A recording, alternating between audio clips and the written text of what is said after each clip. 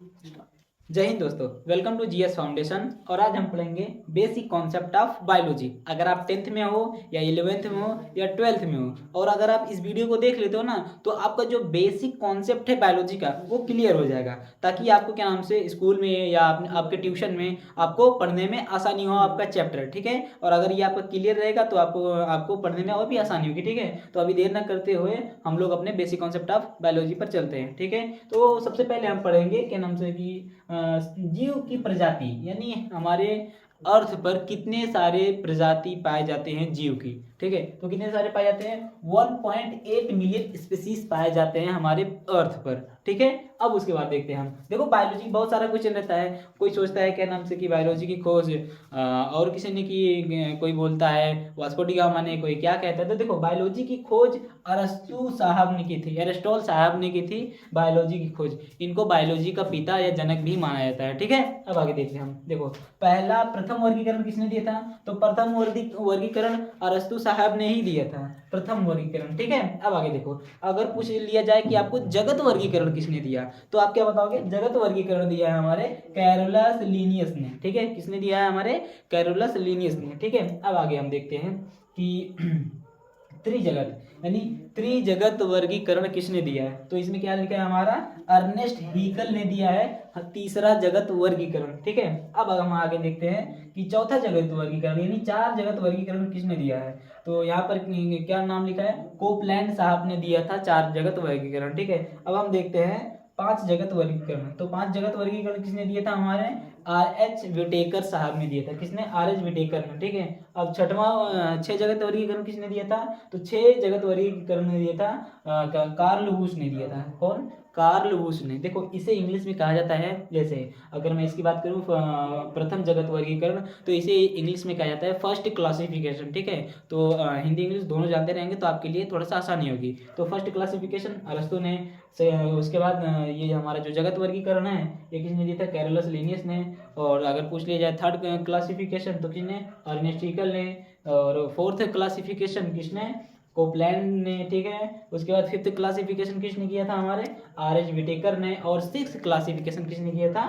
Karl whoosh ने। ठीक है, कितना आपको समझ में आया होगा। ठीक है, अब हम आगे देखते हैं। देखो, किसी भी चीज़ का कोई अगर नाम देता है तो वो कुछ चीज़ें उनको ध्यान में रखते हुए नाम दिया जाता है, चाहे वो कोई पदार्थ हो या कोई भी चीज़ हो। ठीक है, तो देखो, जैसे यहाँ पर दिया गया है कि एक वंश होता है और जाति होता है और लेखक होते हैं। अगर कोई भी चीज़ किसी वैज्ञानिक ने खोजा है तो सबसे पहले उसका वंश सबसे पहले नाम रहेगा, उसके बाद उसकी जाति, फिर उसके बाद जिस वैज्ञानिक ने खोजा है उसका नाम रहेगा। ठीक है, ऐसे होता है। अब आगे देखो, जैसे क्या नाम से, और उसमें क्या एक चीज़ आपको ध्यान रखनी है कि जो पहला लेटर रहेगा वो हमेशा कैपिटल लेटर में रहता है। ठीक है, और बाकी सब क्या होते हैं? स्मॉल हो जाते हैं। ठीक है, और आगे यहाँ पर देखो, जो हमारी भाषा लिखी जाती है, जो उसमें भाषा लिखी जाती है वो कौन सी भाषा होती है? लैटिन की भाषा यूज़ की जाती है। ठीक है, और लिखा किस चीज़ में जाता है? लिखा कौन सी राइटिंग में जाता है? इटालियन में लिखा जाता है। अब इटालियन का मतलब क्या होता है? देखो, इटालियन का मतलब सिंपल सा होता है, जब आप कोई चैप्टर देखते हो, जैसे मान लो मैंने चैप्टर खोला कोशिका का। ठीक है, तो उसमें जो पहली जो हेडिंग होती है वो थोड़ा सा आप देखोगे तो ऐसे टेढ़ टेढ़ होती है ना, ऐसे ऐसे होती है, ऐसे ऐसे।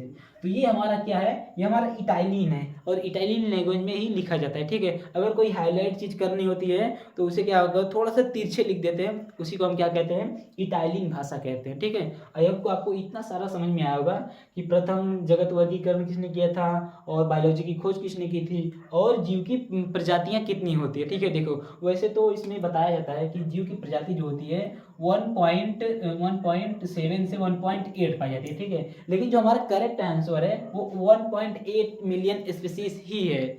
समझ गए आप लोग? तो अभी हम आगे देखते हैं। तो अब हम इसके आगे देखेंगे, क्या देखेंगे कि बायोलॉजी के पिता किसे कहा जाता है और जूलॉजी के पिता किसे कहा जाता है, बॉटनी के, टेक्सोनॉमी के, मॉडर्न जेनेटिक्स के, इन सब के पिता हम देखेंगे। ठीक है, तो देखते हैं। तो सबसे पहले हमारे ऊपर लिखा है हमारा क्या? बॉटनी, यानी बॉटनी के पिता किसे कहा जाता है? तो बॉटनी के पिता थ्रियोफ्रास्ट को कहा जाता है। ठीक है, किसे कहा जाता है? थ्रियोफ्रास्ट को। किसके पिता?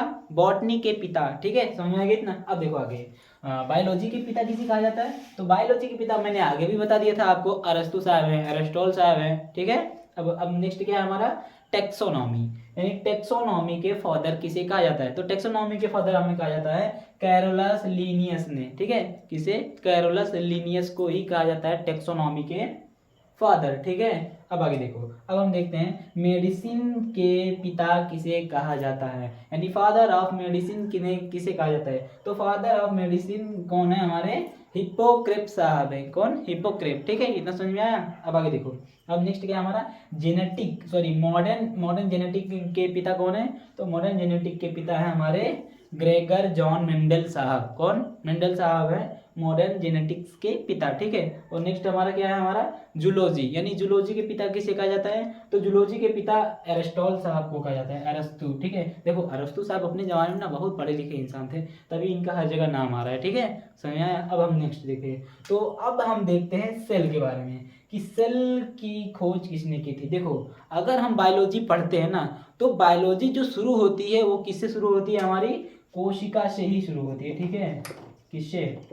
कोशिका से, क्योंकि इसी से पूरी बायोलॉजी बनी है, ठीक है। इसी से हमारा क्या बना है? पूरी बायोलॉजी बनी है। अब क्या है? छोटी छोटी चीज़ों से मिलकर एक बड़ी चीज़ों का निर्माण होता है ना, तो क्या है? कोशिका से मिलकर ऊतक से मिलकर क्या बनाते हैं? ऑर्गन्स, अंग, और उससे हमारी बॉडी बनती है। सेम यही है, समझ में आ रहा है। तो क्या है कि सबसे पहले हम देखेंगे कि सेल की खोज किसने की थी। तो सेल की खोज की थी रॉबर्ट हुक ने। आपको भी पता होगा शायद कि कोशिका की खोज किसने की थी, ठीक है। लेकिन जो कोशिका इन्होंने खोजा था वो कौन सी कोशिका थी? वो मरी हुई कोशिका थी, ठीक है। अब बात आती है, तो मरी हुई कोशिका की खोज रॉबर्ट हुक ने किया था, तो जीवित कोशिका की खोज किसने की थी? तो जीवित कोशिका की खोज किसने की थी? लेवेनहॉक ने। कौन? लेवेनहॉक ने। देखो यहाँ पर जीवित का मतलब, जीवित को इंग्लिश में क्या कहते हैं? लिविंग कहते हैं। तो एल यानी लिविंग से हम क्या याद रख सकते हैं? लेवेनहॉक, ठीक है, समझ आ गया। यानी लिविंग से हम क्या याद रख सकते हैं? लेवेनहॉक याद रख सकते हैं ना आराम से, ठीक। अब आगे देखो, अब यहाँ पर हमारा क्या है? कोशिका सिद्धांत। देखो आपको बहुत सारा पूछा जाएगा कि कोशिका सिद्धांत किसने दिया था। तो दो वैज्ञानिक थे उसमें, पहला हमारे थे स्लाइडेन और दूसरे कौन थे? स्वान। इन दोनों ने क्या दिया?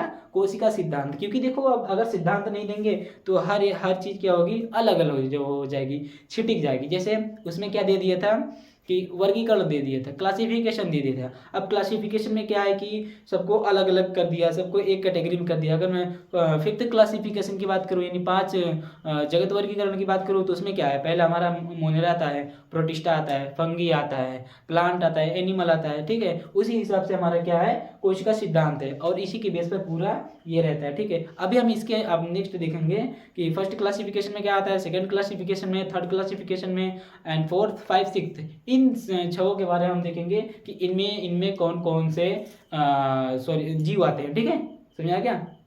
तो अब हम देखते हैं कि क्लासिफिकेशन के बारे में, वर्गीकरण के बारे में, कि प्रथम वर्गीकरण, द्वितीय, तृतीय, चौथे और पांचवें वर्गीकरण में क्या क्या और कौन कौन से जीव आते हैं, ठीक है।